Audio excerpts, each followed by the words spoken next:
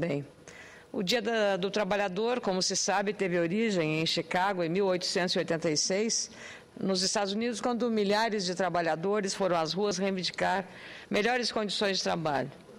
Naquele mesmo dia, aconteceu nos Estados Unidos uma grande greve geral dos trabalhadores. No Brasil, somente em 1925, a data se tornou oficial após a edição de um decreto pelo presidente da época, Arthur Bernardes. Mas a situação do mercado, ou melhor dizendo, do mundo do trabalho, cara presidente Vanessa Graziotin, hoje, com a crise que está vivendo a Europa, antes foram os Estados Unidos, é alarmante na definição de um relatório da Organização Internacional do Trabalho, hoje pela imprensa, relativo ao ano de 2012. As informações do documento foram reveladas ontem por Raymond Torres, diretor do Instituto Internacional para Estudos do Trabalho, ligado à OIT. Esse relatório prevê, cara presidente, que o número de desempregados chegue a 202 milhões neste ano, um crescimento de 6,1% comparativamente ao ano passado. Segundo o texto, a austeridade fiscal e as reformas trabalhistas em países em crise são responsáveis pela falta de criação de novos empregos. A austeridade não produziu crescimento econômico, disse Torres, o principal autor desse relatório. As ineficientes reformas trabalhistas não vão funcionar no curto prazo. Reformas em situações de crise tendem a produzir mais desemprego. Sobretudo na Europa, a resposta à crise tem sido corte de gastos, o que vem gerando reação política e também social. Ontem, milhares de espanhóis saíram às ruas contra medidas do governo, em um país com 24,4% de desempregados, uma das maiores taxas do continente europeu. Na França, o favorito para vencer a eleição de domingo, o socialista François Hollande, faz campanha com críticas aos cortes. A reação é tamanha que mesmo a maior defensora da austeridade, a chanceler alemã Angela Merkel, prometeu anteontem uma agenda de crescimento. Em média, 40% daqueles que procuram trabalho em países desenvolvidos no auge profissional entre 25 e 49 anos estão sem emprego há mais de um ano, informa o relatório da OIT. Até 2016, especialmente em países europeus, não se espera que a taxa de emprego volte a ser como era antes da crise de 2008. Esse cenário virá acompanhado de queda da produção. Estima-se que 196 milhões de pessoas estavam desempregadas no mundo no fim de 2011, portanto, no ano passado. Segundo Torres, o desemprego cresce desde 2011 em mais de 2/3 de países da Europa. O foco de muitos países da zona do euro na austeridade fiscal está tornando a crise de empregos mais profunda e poderia, inclusive, levar a Europa a uma outra recessão, previu o analista que fez o levantamento. O mercado de trabalho também patina nos Estados Unidos e no Japão, países muito ricos. Mas, senhora presidente, no Brasil, temos algumas notícias auspiciosas que envolvem especialmente as mulheres. As conquistas dos trabalhadores brasileiros e trabalhadoras foram muitas desde 1925, quando se começou a comemorar o Dia do Trabalho. O salário mínimo, instituído em 1940, o 13º em 1962, os direitos trabalhistas que hoje ainda precisam de atualização em vários setores.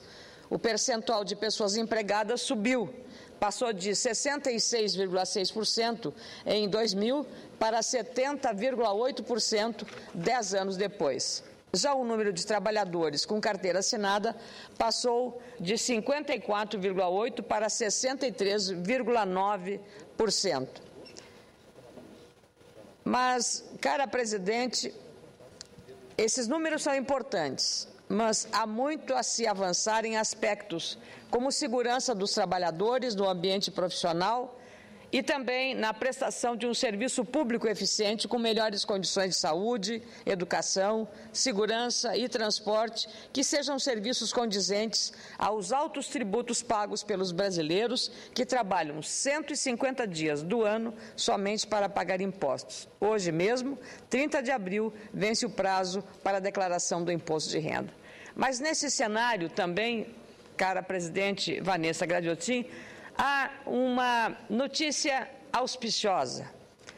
O jornal Bom Dia Brasil de hoje mostrou que cresce a participação das mulheres no mercado de trabalho segundo o censo. Em 2000, as mulheres ganhavam 67% dos salários dos homens com a mesma função. 10 anos depois, a diferença diminuiu e passou para pouco mais de 70%. Na matéria feita pela repórter Beatriz Tillman, foi revelado que o último censo feito no Brasil revelou que a participação das mulheres no mercado de trabalho cresceu. Hoje elas têm menos filhos e vão mais longe nos seus estudos. Quem diria há 40 anos que as mulheres teriam tanta força no mercado de trabalho? Era um tempo em que quase só os homens mandavam e predominavam, mas elas foram em frente, derrubando preconceitos, assumindo responsabilidades e dando conta. Eu lembro bem, cara presidente Vanessa Gradiotin, que quando eu comecei a faculdade de comunicação lá em Porto Alegre, na Universidade Católica do Rio Grande do Sul, no curso de jornalismo ou de comunicação social, eu diria que 80% dos colegas eram homens. Isso num curso, digamos, relacionado às áreas humanas da comunicação. 80% homens, só 20% mulheres. Hoje está invertida esse percentual. E quando eu cheguei em Brasília, em 79, o número de jornalistas que faziam cobertura na área econômica e na área política, 80% eram homens e só 20% mulheres. Hoje, novamente, inverteu-se esse percentual. 80% ou 90% são mulheres e a minoria são homens que exercem essa atividade. Isso apenas para revelar exatamente os avanços que as mulheres obtiveram no mercado de trabalho. As mulheres têm trabalho fora e trabalho em casa. E elas cresceram, como informa a repórter. Em 2000, as mulheres ganhavam 67% do salário dos homens com a mesma função. 10 anos depois, a diferença diminuiu e passou para pouco mais de 70%. A gerente-geral, Juliana Espíndola, gerencia 50 funcionários. Entre eles estão muitos homens. E ela sabe por que os salários entre elas e eles estão menos desiguais. Ela diz: acho que o mercado está começando a perceber que as qualidades existem independente de gênero. Existem qualidades femininas e qualidades masculinas, e não necessariamente isso só existe em homem ou em mulher. Sabe a definição desta executiva. As mulheres já conseguiram conquistar o maior reconhecimento no mercado de trabalho, mas é evidente também que comemorar é um verbo que ainda está meio distante. O que é preciso fazer para as mulheres e homens ficarem no mesmo patamar salarial? Economista e observadora atenta do papel feminino na sociedade, a professora universitária Lena Lavinas, ouvida pela repórter Beatriz Tillman, aponta um caminho. O que é necessário para reduzir os diferenciais de remuneração entre homens e mulheres é levar as mulheres para setores onde elas são pouco presentes, pouco representadas. Que setores são estes? Engenharia, tudo que diz respeito à tecnologia. Quanto mais mulheres estiverem em áreas que são mais técnicas, especializadas e com um componente tecnológico mais elevado, o nível de exigência será maior. Portanto, maior será também a remuneração. É isso que a gente tem que fazer, levar as meninas para as áreas técnicas e tecnológicas. E olha, cara, a senadora presidente Vanessa Gradiotin, não sei se tem acontecido com Vossa Excelência, mas comigo eu observo muito, tenho tomado aviões em Brasília ou em São Paulo, e muitos são pilotos de avião, mulheres, jovens, trabalhando numa área que era um mercado praticamente exclusivo de homens. Também já tomei muitos táxis com a motorista mulher. A gente vê também aí, na construção civil, um aumento expressivo das mulheres naqueles trabalhos que exigem um maior rigor e um maior cuidado, como na aplicação de uma cerâmica ou a colocação de um azulejo ou desses novos materiais. As mulheres estão realmente buscando, até nas oficinas mecânicas, elas estão presentes hoje com a sua dedicação e o seu empenho. Isso é uma busca de uma nova relação dentro do mercado de trabalho para as mulheres modernas.